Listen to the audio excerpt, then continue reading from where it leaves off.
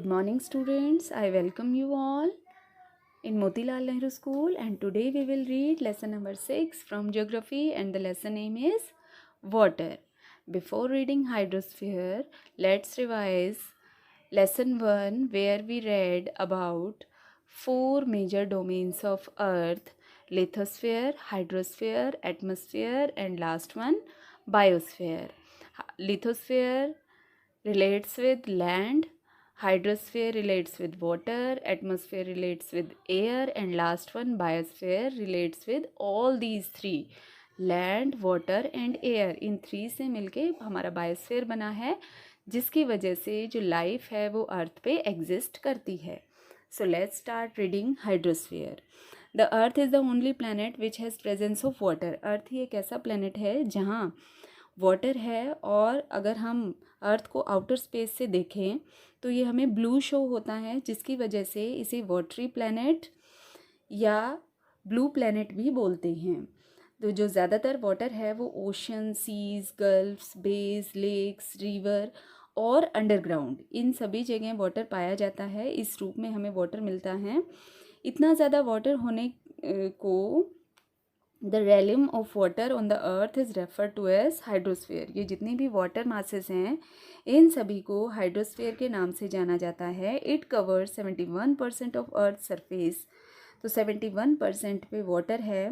Water facilitates the existence of all major life forms on this planet.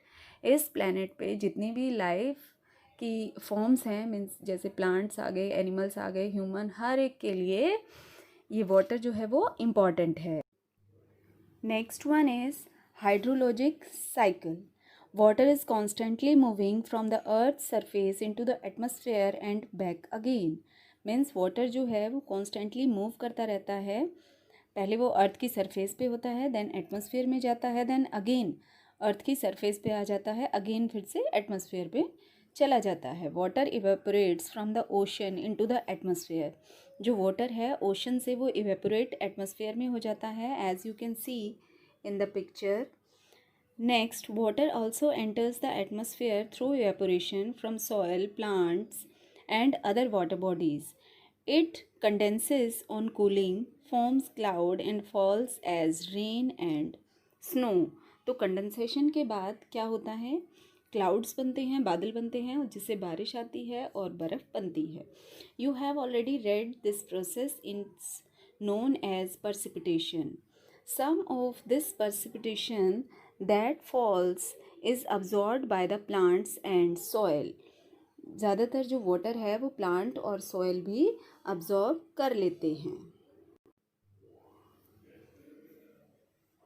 This the rest of its run into river और सीप्स into underground streams. तो जो maximum water होता है वो plant और soil absorb कर लेते हैं. जो रिमेनिंग वाटर होता है वो रिवर्स में और अंडरग्राउंड स्ट्रीम्स में चला जाता है. रिवर्स जो है इस वाटर को वापस से ओशन में ले आती हैं. Evaporation continues and the water again become water vapour. फिर से सेम वही प्रोसेस होती है. This never ending movement of water is known as water cycle और हाइड्रोलॉजिक साइकिल. तो इसे हम वाटर साइकिल या हाइड्रोलॉजिक साइकिल बोलते हैं. Water cycle is driven by two forces की वजह से ये वाटर साइकिल होता है. First one, heat of the sun that evaporates water. जो सूर्य की गर्मी होती है वो वाटर को सोख लेती है, जिसकी वजह से भी ये वाटर साइकिल चलता है. Next one, the gravitational pull of the earth which brings the water vapour back to the earth as precipitation and moves it down in the stream and river and also underground flow. तो gravitational force और heat of the sun, ये these two forces are there which drives the water cycle. Now next topic, importance of ocean. Now we read what is the importance of ocean. As an important part of the hydrologic cycle, ocean are the main sources of water on the earth. They have moderating influence on the climate of coastal regions. जो climate है उस पर ये oceans effect करते हैं, वो प्रभावित करते हैं. They are the store house of marine food including common salt. जो जलीय फूड है उसका स्टोर हाउस है, और साथ में जो खाने वाला साल्ट है उसका भी ये स्टोर हाउस है। क्या कौन? Ocean. Ocean are rich in minerals and chemicals. They provide permanent highways for cheap trade and transport. Trade, व्यापार और ट्रांसपोर्ट के लिए भी ये हमें हाईवे, रास्ता प्रोवाइड करते हैं। They have enormous potential for generating tidal energy. जो टाइडल एनर्जी है, टाइडल एनर्जी ज्वारीय ऊर्जा जो होती है वो भी इनॉर्मस, बहुत ज़्यादा मात्रा में ओशंस में ही पाई जाती है। Next heading is there salinity of the ocean water. Salinity means जो साल्ट है ओशंस के अंदर, उस पानी के अंदर जो साल्ट की मात्रा है। ओशन वाटर इज सेलाइन मीन्स इसमें साल्ट की मात्रा है because it contains large amount of dissolved water. इसके अंदर वाटर की सॉल्ट की बहुत ज़्यादा मात्रा पाई जाती है। Most of the salt is sodium chloride और the common table salt that we eat. तो इसमें सोडियम क्लोराइड भी और साथ में जो दूसरा नमक जो हम यूज़ करते हैं अपने खाने में वो भी ओशंस में ही मिलता है। These mineral salt are carried away by rivers when they pass over the earth's surface and deposited the same in the ocean along with salt.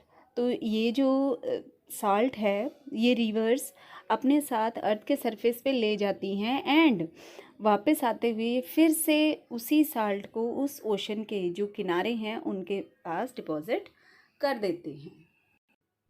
Now salinity means the degree of saltiness of the ocean and seas।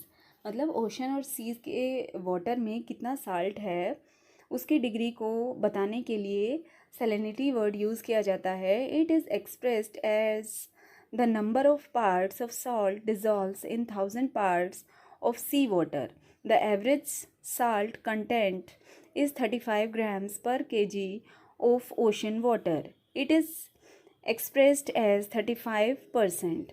The salinity of the oceans varies from its one part to the other. It depends on two factors. जो salt की मात्रा है वो अलग अलग जगह पे ocean के पानी में अलग अलग होती है। टू रीजंस है जिसकी वजह से ये अलग अलग होता है। First one is rate of evaporation and second one is the volume of fresh water added to ocean. Two factors कौन से हुए? एक तो रेट ऑफ इवेपोरेशन, मतलब किस एरिया में कितना ज़्यादा इवेपोरेशन होता है, ओशन के किस क्षेत्र में सबसे ज़्यादा सूर्य की गर्मी होती है जिसकी वजह से इवेपोरेशन होगा। दूसरा है कि कितना पानी नदियों द्वारा फ्रेश वाटर ओशन में ऐड किया जाता है। Let's now discuss how difficult is salinity in ocean and seas. First one is there, ocean is the tropics have high salinity due to active evaporation under clear skies. Second one is partly or wholly enclosed seas have a higher salinity.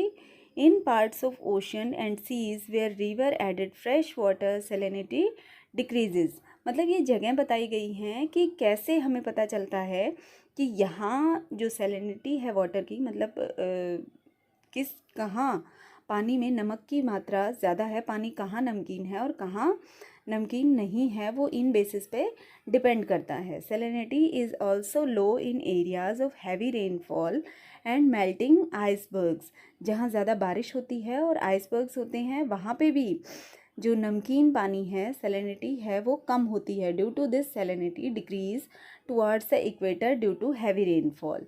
In the polar region lack of evaporation and addition of water by several streams and river reduce salinity. Means ये reason है जिनकी वजह से कुछ ऐसी जगह हैं जहाँ सैलिनिटी ज़्यादा है। कुछ एक यहाँ रीजंस बताए हैं जिससे हमें ये पता चलता है कि किन किन रीजंस की वजह से जो सैलिनिटी है, जो साल्ट की मात्रा है रिवर या ओशन के पानी में कितनी कम है।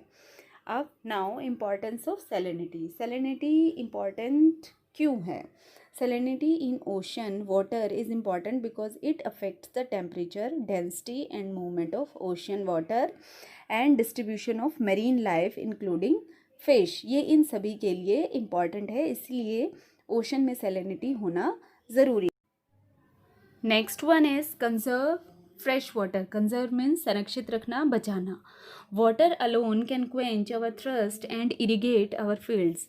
पानी ही है जो हमारी प्यास को बुझाता है और हमारे खेतों के लिए सिंचाई के लिए ज़रूरी है. It is absolutely essential for survival. It is also limited in quantity, so it must be preserved and conserved. तो ये मात्रा में लिमिटेड है, इसलिए हमें इसे बचाना चाहिए, इसका संरक्षण करना चाहिए. We should neither pollute the water, हमें वाटर को पोल्यूट नहीं करना है और ना ही केयरलेसली इसका यूज़ करना है. डिस्कस अमंग योर सेल्फ, आपस में आप सभी फ्रेंड्स डिस्कस करें कि कौन कौन सी, what are the techniques of water harvesting these days. आजकल वाटर हार्वेस्टिंग की नई नई टेक्निक्स कौन सी हैं. Move to our next topic, movement of ocean water. We will discuss this topic in our next video.